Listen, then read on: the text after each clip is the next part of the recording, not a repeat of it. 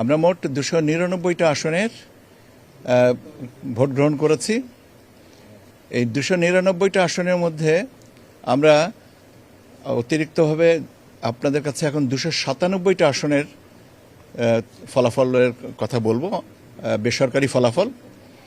সেটা হচ্ছে আপনার চট্টগ্রামের দুটো আসনের ফলাফল মাননীয় আদালতের নির্দেশ অনুযায়ী, ওটা আমরা আপনাদের সাথে শেয়ার করছি না। তো এবং কাজে আমরা আপনাদের কাছে 297টা আসনের ফলাফল, যেটা বেসরকারি ফলাফল, সেটা আপনাদের কাছে আমি জানিয়ে দেব।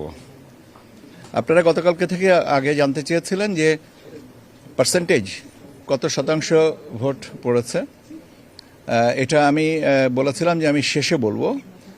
তার কারণ হচ্ছে যে তথ্যের বিভ্রাট যেন না হয়, সেজন্য আমি কম্প্রিহেন্সিভলি শেষে এসে বলতে চেয়েছিলাম। তো আমি শতকরা হিসাবটা দিয়েই শুরু করি। জাতীয় সংসদ নির্বাচনের প্রদত্ত ভোটের শতকরা হার হচ্ছে 59.44, 59.44, 59.44% ভোট পড়েছে। আর গণভোটের কাস্টেড ভোটের সংখ্যা হচ্ছে শতকরা 60.26। এখন আপনার প্রশ্ন হতে পারে যে পার্লামেন্ট থেকে গণভোটেরটা কেন একটু বেশি হলো। তার কারণ হচ্ছে যে দুটো আসনের আমরা আদালতের নির্দেশনার কারণে আমরা আপনাদের সাথে শেয়ার করছি না, ওখানে তো গণভোটের উপরে কোনো কিছু বলা নাই, সেই জন্য আপনার সংখ্যাগতভাবে এইটা এসছে। জি 60.26।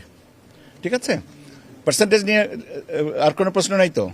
আচ্ছা, এখন আমাদের কাছে প্রাপ্ত যে বার্তা যে আসে সেই অনুযায়ী বাংলাদেশ জাতীয়তাবাদী দল বিএনপি, আমি বলেছি যে আমি 297টা আসনের কথা তথ্য দিচ্ছি, সেখানে 209টা আপনার আসন তারা পেয়েছে প্রাথমিকভাবে আমাদের কাছে যে তথ্য আছে সেই অনুযায়ী।